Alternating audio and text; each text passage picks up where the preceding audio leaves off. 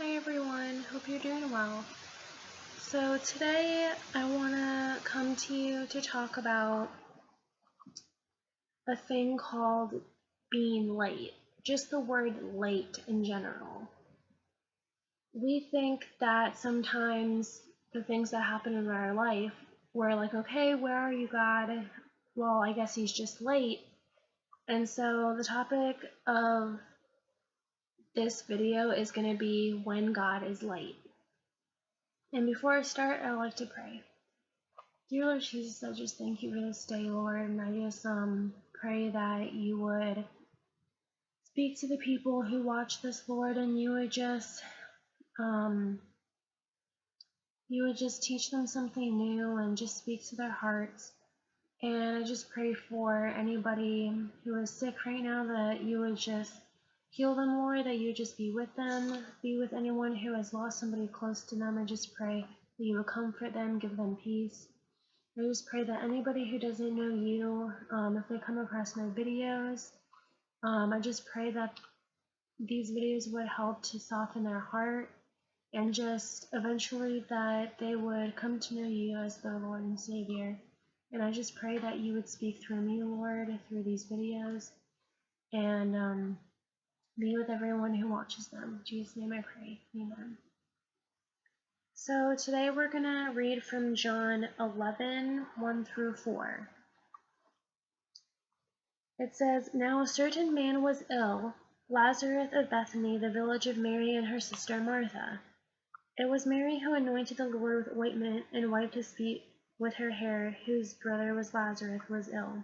So the sisters sent to him, saying, Lord, he whom you love is ill. But when Jesus heard it, he said, This illness does not lead to death. It is for the glory of God, so that the Son of God may be glorified through it. Now let's go to verse 20 and read to 24. So when Martha heard that Jesus was coming, she went and met him. But Mary remained seated in the house. Martha said to Jesus, Lord, if you had been here, my brother would not have died. But even now I know that whatever you ask from God, God will give you. Jesus said to her, Your brother will rise again. Martha said to him, I know that he will rise again in the resurrection on the last day. Now let's skip over to verse 32 and read to verse 44.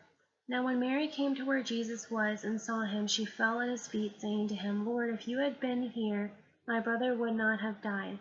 When Jesus saw her weeping, and the Jews who had come with her also weeping, he was deeply moved in his spirit and greatly troubled. And he said, Where have you laid him? They said to him, Lord, come and see. Jesus wept. So the Jews said,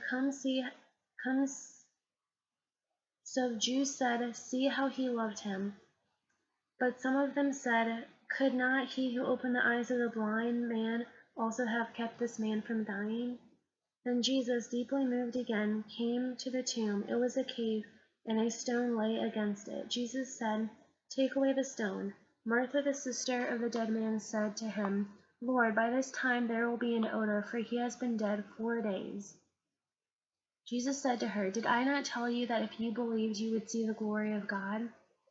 So they took away the stone, and Jesus lifted up his eyes and said, Father, I thank you that you have heard me.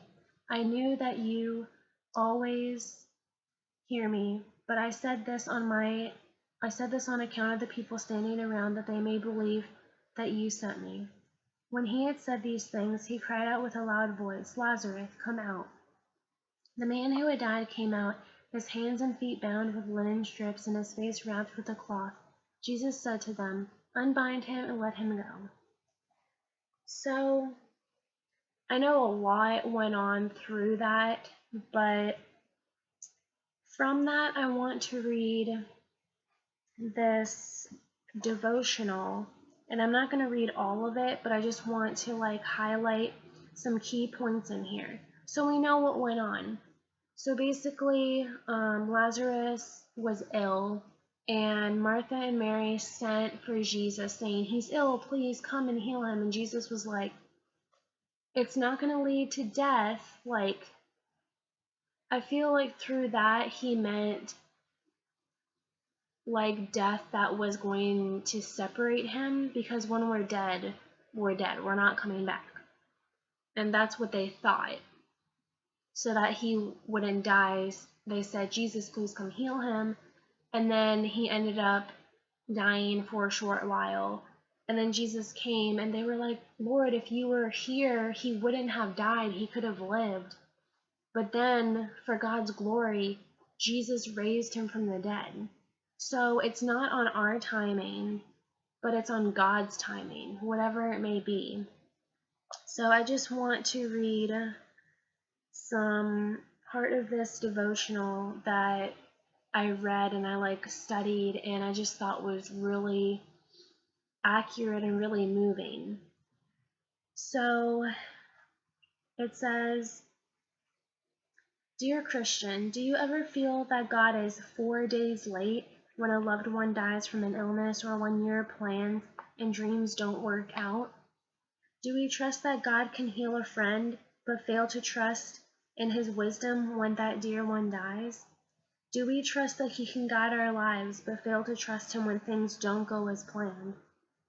Wandering back to that graveside scene, we can feel the expectation as some men remove the stone. The women stop their weeping, and there is death-like silence until Jesus cries out, Lazarus, come forth. There is the sound of shuffling feet, and we are overcome with joy and wonder as Lazarus appears at the mouth of the grave. How could we have doubted? How could we have felt disheartened? How could we have placed a limit on the power of God? Jesus was not 4 days late. He was right on time. Right there, that last small little sentence, he was right on time. When we think that God is late, he's really not. His timing is perfect. So Jesus isn't late. Everyone else, we are just early. We're just expecting everything to happen right when we want it to happen. We're not trusting that God has a perfect time and a perfect plan for whatever it is we want to happen right now. Slow down and wait for God. I still have to do that a lot. I have to stop and think, okay, I need to just wait on God, and whatever his timing is for this, it will happen in his timing and it will be perfect. Only he has the perfect timing.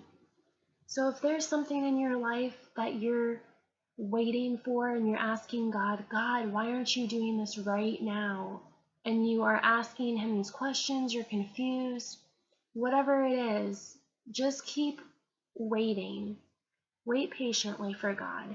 And just keep praying to him to help give you patience. Pray to him and ask him to just give his perfect timing, and trust in him that he's going to give his perfect timing for what you're waiting for. So with that, I'm going to leave you to think about it, and just do more studying if you're looking more into this. And I just pray that this video helped you to think more on how God isn't late, we're just early. So I love you, you're beautiful, and God loves you.